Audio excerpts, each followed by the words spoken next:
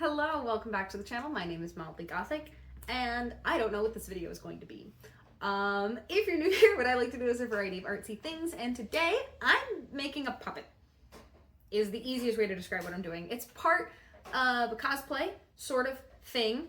I love BeetleJuice. For those of you who don't know, I have a BeetleJuice tattoo. I love kind of the funny horror, not horror, like just everything that BeetleJuice is. I love it. And I love the sandworm specifically because I think he's a weird little goofy dude. So I have this crazy idea to make the BeetleJuice wedding outfit from the end of the movie, and I want one of my arms to be a sandworm. And I've decided that clearly the best place to start with this entire thought process of a costume is the puppet. And I kind of procrastinated starting on the puppet because I've never made a puppet before, and that sounded like a scary thing to do. So because of that, I don't know how much I was actually able to put in this video as far as creating it. It has been a learning process. I have figured a lot out already. It is nowhere near even being done or completed. Like, I still just have the outline, like the foam top and some cardboard pieces. The mouth isn't attached together yet. Like, there is still so much that needs to be done on this. So I'm sincerely sorry for how maybe lackluster the final product in this video will be, but just know, hopefully it's the first step towards something really, really cool. I'm really excited. I hope that has you interested and excited. This is going to be a whole lead up to they're releasing a second BeetleJuice movie this year. So my goal is either to have this done by the time the movie comes out or in time for Halloween. Either one to me is an acceptable deadline. So we're gonna see how this goes. This is part one of, I don't know what I'm doing, but I have a really cool idea and we're gonna see what happens because I have no direction and I've been left to my own devices. So if that sounds like fun to you, please stick around with this journey. Maybe hit the subscribe button, tell YouTube you want to see me in your subscriber feed, hit the like button so other people who like BeetleJuice can maybe find this video. And with all of that said, let me know your thoughts in the comments down below of what you think about BeetleJuice, what you think of my progress on this costume, and just any thoughts in general. So thank you so much for coming with me on this journey, and let's get to the project. So this very much feels like one of those projects where the only way to start is by doing something. So I have a lovely, not sponsored Spindrift cardboard container that I got from Costco. Thanks, Costco. That's also the ones who supplied, for some reason these are still nearby, the Spindrift where I made my little earrings. If you want to go check out that video, I think they're super cute for the summer. But what am I going to do to this cardboard? I'm going to attempt to make the outline for a puppet. So there are two layers to the mouth of this puppet, and I'm focusing on the inner layer first because my hand is going to be the mouth action of this puppet. So I need to make the two jaws, and I have to figure out how big I want them to be. I'm thinking about that big if the back of his head is here, you know, a good size, because then I still have to have the outer set of jaws.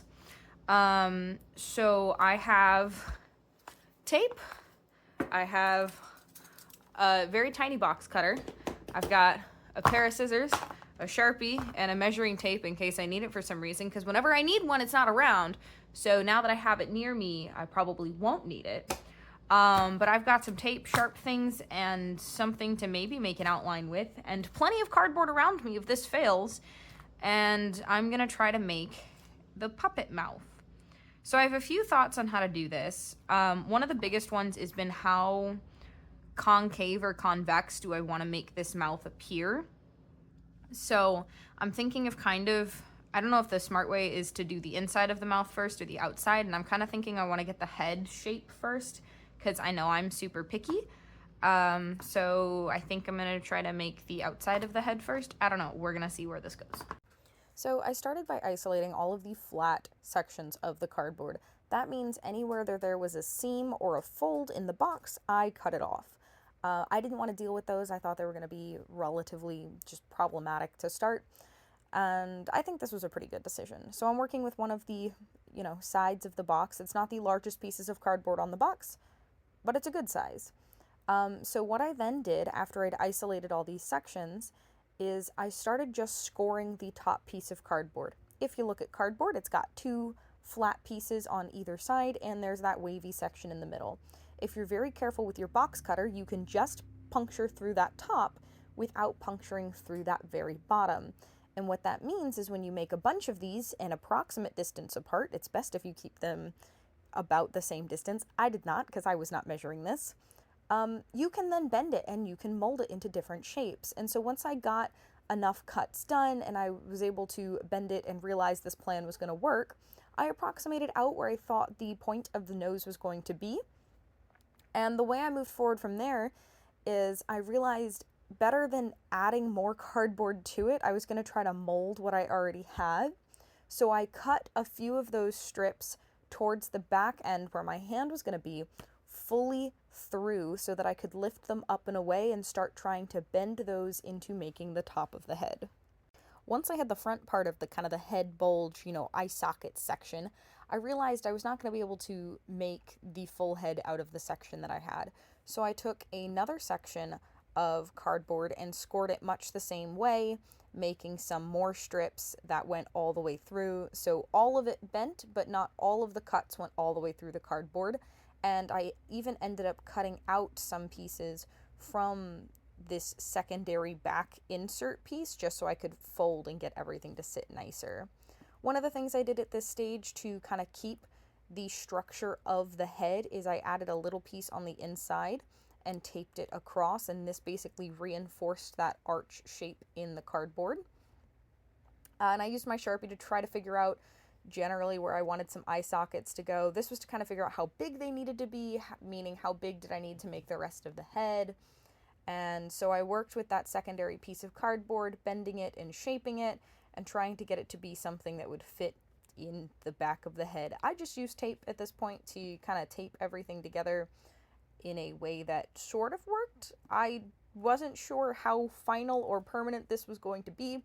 Turns out very final, very permanent. It is the foundational structure that I have, but you'll see how I modified it to actually make that work for me. Then cutting the cardboard got a little dicey because there were so many cuts in it already, but I realized the shape I had made was too aggressively downturned for where my wrist was going to be. So in between the cuts I had previously made, so that I did not completely disconnect this cardboard from itself, I cut all the way through so I could kind of splay them back out and up as a flared neck. So this was a lot of trying to be very careful and not accidentally just cut my cardboard into shrapnel, which is what I was very, very afraid was going to happen. So I'm at a point with this, and I'm realizing this thing is going to be harder and harder to get in frame, that I kind of like it. And so I don't have a top thing for my fingers right now, so it's a very loose interpretation of where it's going to sit. And I think it's going to sit there so I can make sure the neck joint is where I want it to be. So what comes next, and the potential problem with that, is the eyeballs. So I have some potential fun things I want to do with that, but at a minimum, I need to build up the eye socket. And so what I think I'm going to use are ping pong balls. I am going to cut this probably in half and down, but this just kind of helps me proof of concept where this is. So at a minimum, I have to cut this area out. So I'm unsure how I'm going to do that, but I'm going to do that. And then I'm going to try to build up, I'm pointing and it's off screen.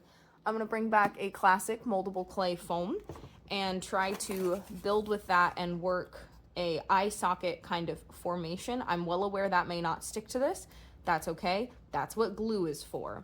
As long as I can kind of get a general shape and build out the eye socket, because the creature does have like little eye bags and some of that kind of stuff.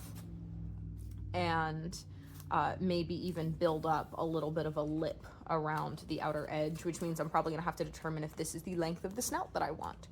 So first things first, I gotta figure out how to cut eye sockets, and I'm probably gonna actually try to measure things so I can get them even, because currently those are not even. So that's where we are. We're gonna cut some eye sockets and try to figure out how to sculpt it. Ugh.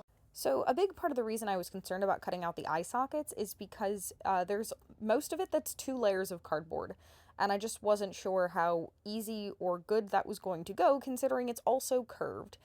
So what I did is I took the box cutter and basically tried to poke a hole through it until I could get my scissors in, and then just like cutting out a circle on a piece of paper, stuck the scissors in and kind of hacked away at it until I could get the proper shape. It got a little bit easier once the eye socket kind of opened up a little bit. I did have to add some tape to add some structural stability to some of the portions where it was 2 layers of cardboard because there were certain cuts that compromised the structural integrity of the cardboard around the eye socket. So it was a little bit of patchwork and band-aid as I was trying to go ahead and cut these out. But all in all, I was actually able to get them out pretty nicely. I did attempt to measure. They're still not even. I tried so hard to make these even, but I mean, the base itself wasn't really that even. And honestly, if he looks a little kooky and looks a little weird, I think that's all the better for the character, so I was just rolling with it. So, moldable clay foam is a very interesting project. I have used it before on this channel for a variety of things. It can be a little tedious to work with. I think I've gotten a lot better at it over the years, and the biggest thing you need is a spray bottle to make sure you keep it damp, especially if it's old, clay foam that you're trying to kind of rehydrate. It will only rehydrate to a point, so you need to make sure it is not fully dried out. But basically, you take some out, give it a little spritz, and get it malleable, and you'll kind of notice that it's at a really good point, especially for this kind of application, when you can spread it to a point between your fingers where it gets like super, super thin. And when it gets there, it's very blendable, and it builds really easily, and you have small pieces. And I used it in small sections to kind of work up and build up those eye sockets, going all the way around the top and the bottom, trying to create and build up that shape that one might see in a reptilian kind of eye.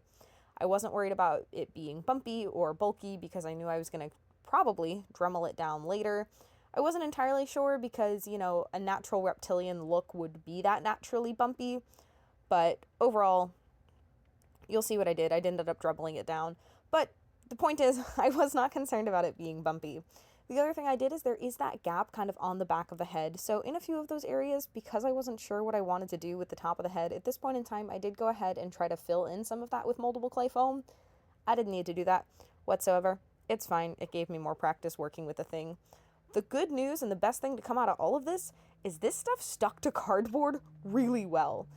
It was damp and moist, and cardboard doesn't like doing that, which was kind of, why I was concerned that it wouldn't stick to the cardboard really well. But the inside brown part of the cardboard, it stuck to perfectly. The inside of this mask is actually that very shiny outside, printed part of the cardboard. It did not want to stick to that whatsoever. But moldable clay foam actually sticks to plain brown cardboard much better than I thought it would. Please do not try this at home. This is a ping pong ball that I am taking a box cutter to slowly cut in half.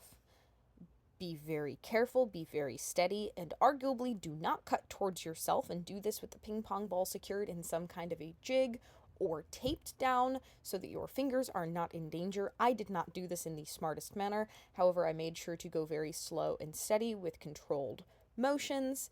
But I would not recommend doing this at home. But anyways, I was doing this because I only wanted half of the ping pong ball for each eyeball. So anyways, don't do this at home. Please be safe around sharp objects. So I've made the decision to approach wrapping the head by putting foam on it because it'll allow me to kind of blend into the edges I already have there. Does that mean I needed to fill this stuff in the gaps? It means I did not need to do that, so I might Dremel a little bit of that down, but first things first, we are going to cut something that sort of matches the nose shape and the snout shape from this piece I have here. It doesn't have to be perfect because I can obviously heat form it into shape. So that's what we're gonna do.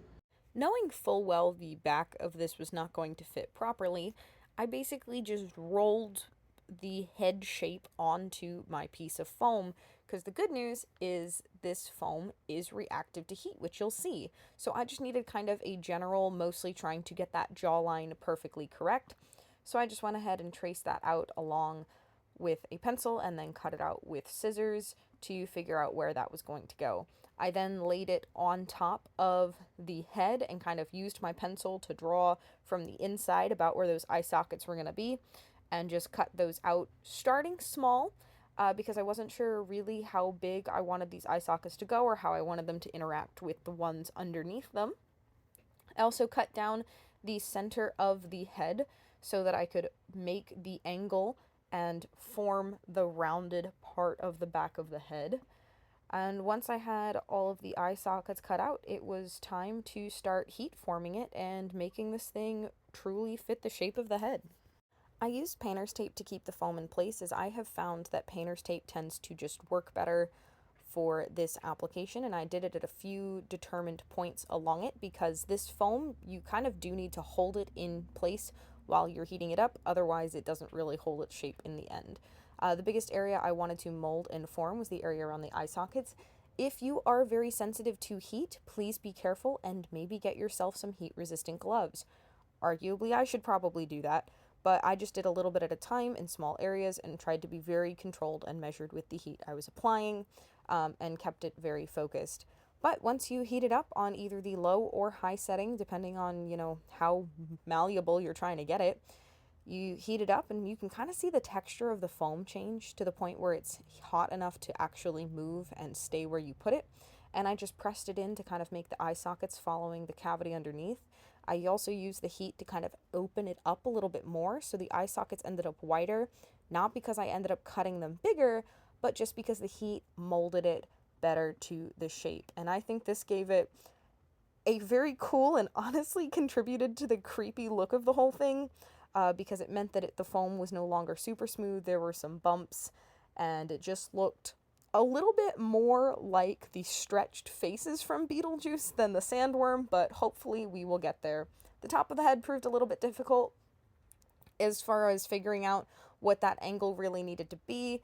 Once I figured it out, I did apply contact cement to both of those edges, and when it was dry, slowly press them together, and then use the heat gun to try to get that bump to be less bumpy. Fingers crossed, maybe some more moldable clay foam and a Dremel will kind of help get that a little bit more smoothed out, but honestly, he's got a kind of bumpy head, so I think it will be just fine. So painting the eyeballs was relatively straightforward. I used a bright yellow to kind of base the entire eyeball. I did sort of play around with holding it from the center underneath on some kind of a stick. That just ended up not working. And luckily, I didn't get too much on my fingers, and my fingers didn't leave fingerprints. Once I had based both eyes in 2 coats of yellow, I then took, I believe it was burnt sienna is the color, with a dry brush, a kind of short, square-topped, thin-ish brush, and just tried to get the tips of the bristles and kind of brush it up from the edges. Not really going for the look of veins, but just kind of going for a little bit of shading, a little bit of another tone on the eye, because whenever you do the whites of a human eye, they're never just white. There's either redness or maybe some blues if you're trying to bring out that white. There's some other tone. So I didn't do this burnt sienna brown that strongly, but I actually do really think the amount that I did helped a lot in the final just like aesthetic of the thing. So this is what I have. It's kind of a weirdly lumpy sort of Plague Doctor-esque looking thing. The current structure also super reminds me of the malformed heads in BeetleJuice more than the sandworm, but that I think is because it does not have the big lip that it's going to get or its eyeballs. So for its eyeballs, I worked on kind of the base coloring for them here, and so those are going to go in there like that, which I think is so cool. And I am going to put in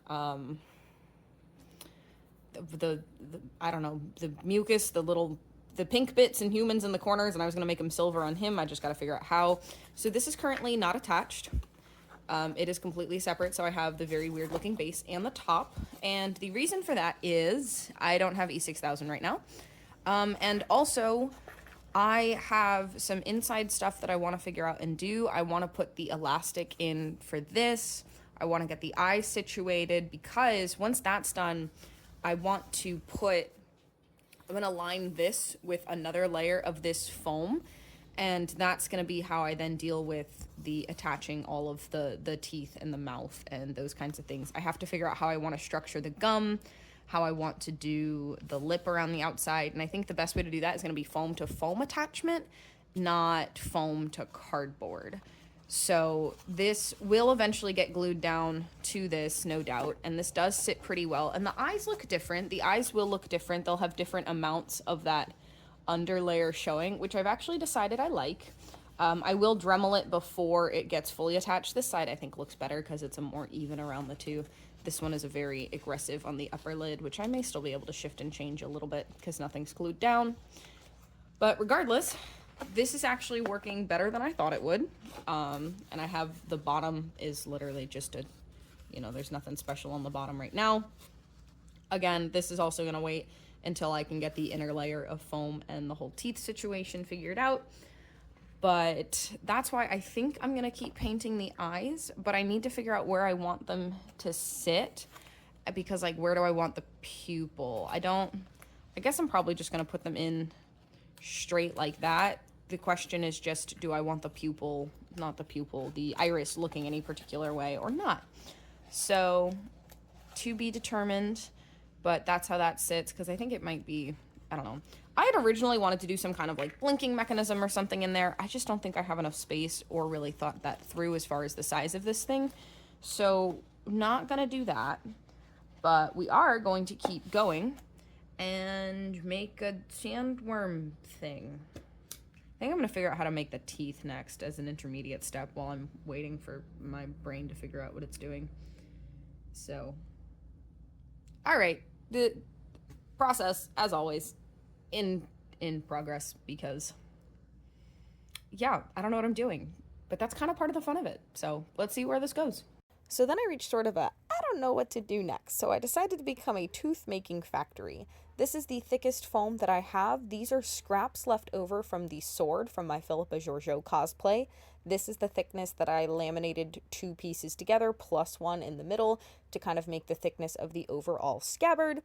And I cut it into tall rectangles and then cut those rectangles into triangle-ish trapezoid-y shapes, and then used scissors to kind of shape them and get them to have some more three-dimensional curves and, you know, shapes.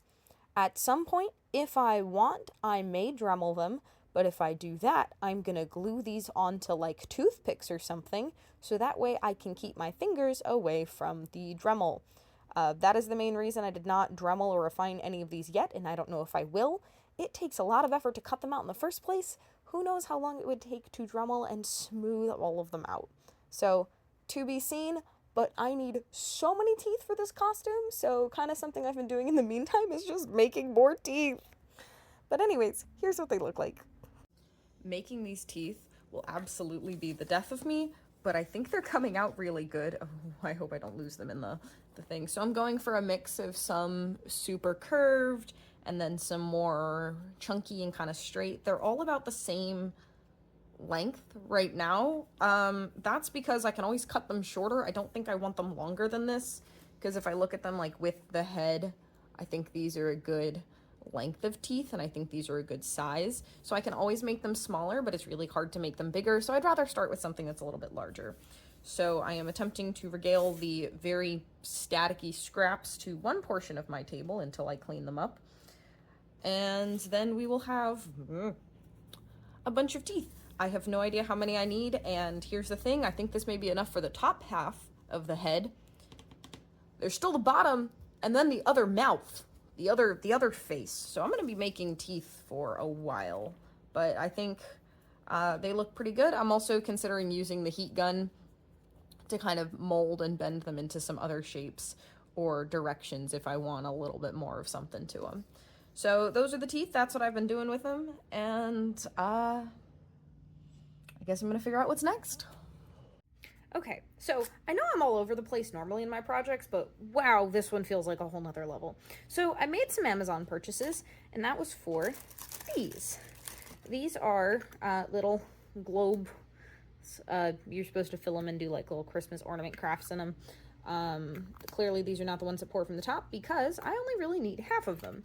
And that's because, so I got 2 different sizes. I got the small ones, sorry for the crinkly sound, and I got slightly larger ones, because I didn't know the exact dimensions of a ping pong ball, so I got 2. I can do other things with these later in the future, because my plan is to put the outer one on top of the eyeball that I make, so that it just looks more glassy and, I don't know, maybe looks more real. Who knows if this look is gonna work or not.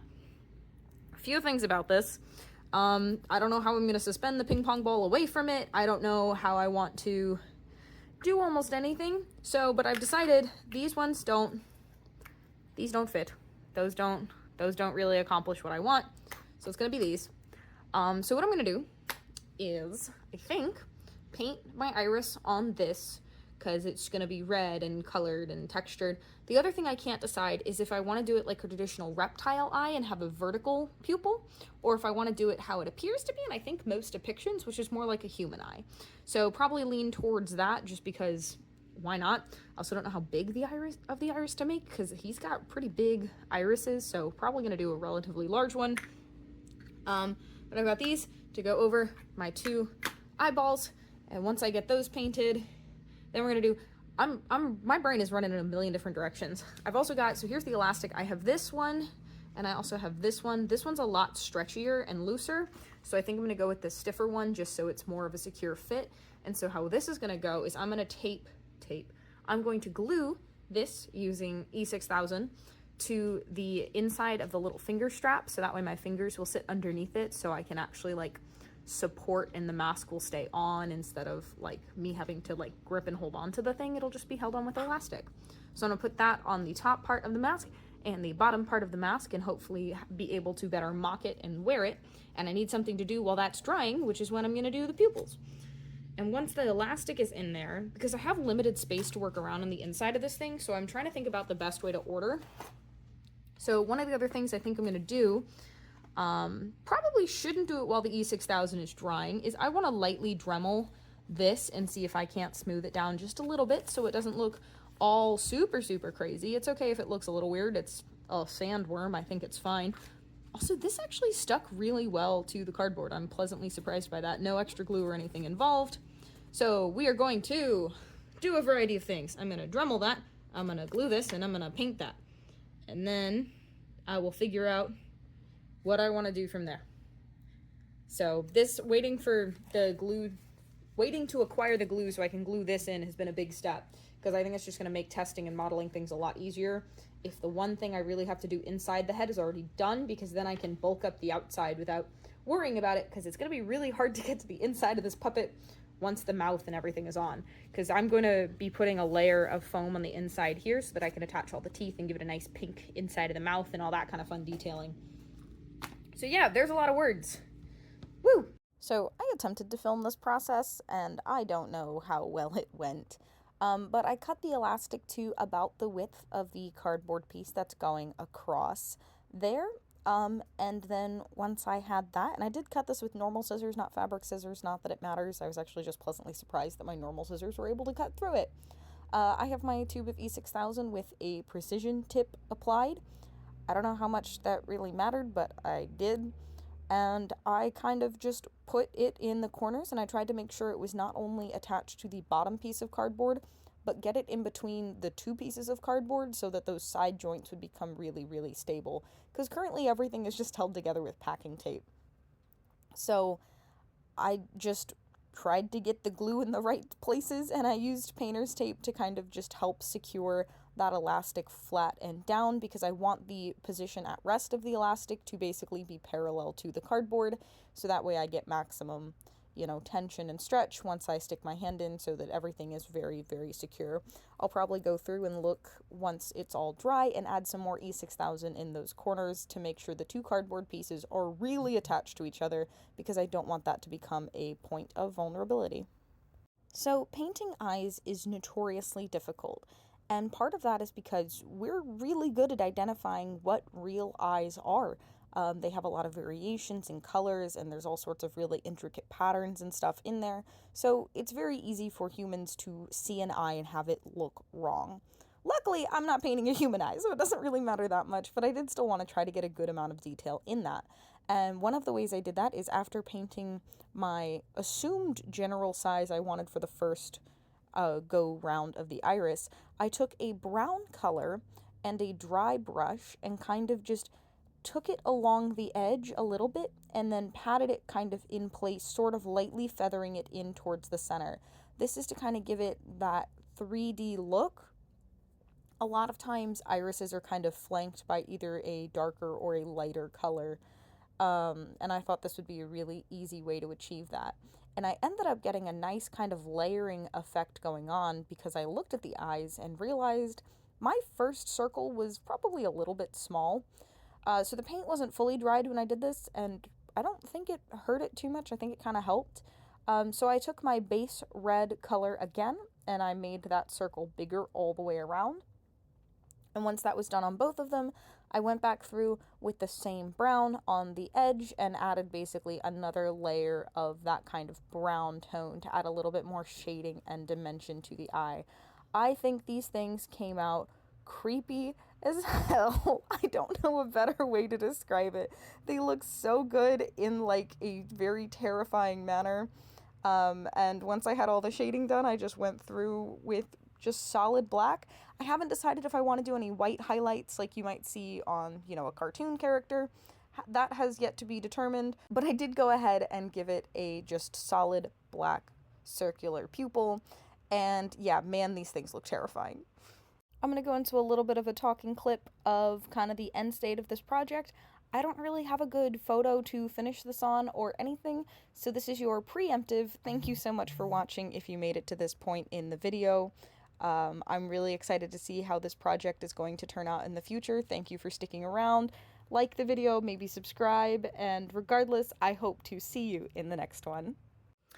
If you are a keen observer, you will have noticed that there has been something kind of wrong with how I did the eye sockets, and that was you could see the cardboard. But no fear, I have gone through and fixed that. So as you can see, sort of, I did Dremel the outside because it was nice and dry, and I love the smooth look that it gave it.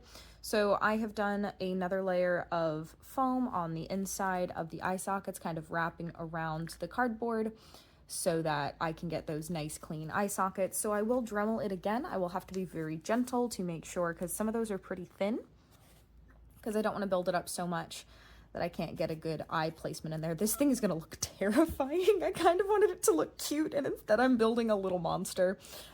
It's fine. I think it fits. So anyways, I'm building something terrifying that looks so creepy. I wonder if I'm going to have to put like a warning on this video. But I think it looks so cool and still creepy, but in like the best way possible when it's got all of the layers going on. Like, look at how freaking cool that looks if the outside sits properly, which it won't, but that's fine. So that's gonna look so cool. Now I know for a fact that I'm not gonna have any cardboard showing on the inside. So once that gets all dry, then I will attach this to this. I've been waiting to be done with all of the dremeling and stuff so that way I can attach the outside foam with no worries. And the reason I'm waiting to do any more to the outside of this is I want it to be attached to the space so everything can be stable. So it's kind of I feel like I'm just chasing, you know, problems one thing at a time. The other good news is the elastic strap is in there and very secure. This is so hard to show off. You can kind of see it through the eye socket there, right through there. But yeah, so I can just put my fingers right there and it stays, and I get a lot of mobility and motion with this. So I think that's going to work just fine. Unfortunately, we had a mishap with my glue, and this piece did not end up staying in the bottom half, so I will be gluing that in again in a minute. Something I've been working on, I had it filmed and they are somewhere. I put all the teeth in a container just to kind of keep them together and out of the way. I have to make so many freaking teeth, it's gonna be crazy. But things feel like they're happening. Once I get the outside layers of foam attached to the head and I can put the elastic in both of them, that's when I'm going to figure out how I want the jaw pin mechanism to work, because I don't think I'm going to be able to figure out where I want that hinge point to be until I figure out where it sits on my hand. So I have a general idea, but it's going to rely on a few factors.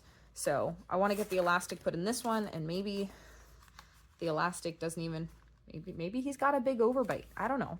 So I was going to put the elastic in because I kind of wanted it to sit. So that means you go further. Yeah, so maybe it's supposed to sit like that. And so I have to figure out how the hinge is going to work. I have no idea how that's going to work, whether I actually need it to hinge. I just know that I'm going to have a very hard time, because if you look at it from above, it's really hard to actually keep this part moving solely vertically. So maybe that's just practice with the puppet, and maybe the elastic will fix it. I'm not sure, so that's why I'm waiting on the elastic on this one. We're also going to see how the elastic holds up on this. So a lot of trial and error. I've never made a puppet before, so, you know, I'm just kind of winging it. But so far, I think a lot of pieces of it are coming out really cool, and I'm excited as it all starts coming together.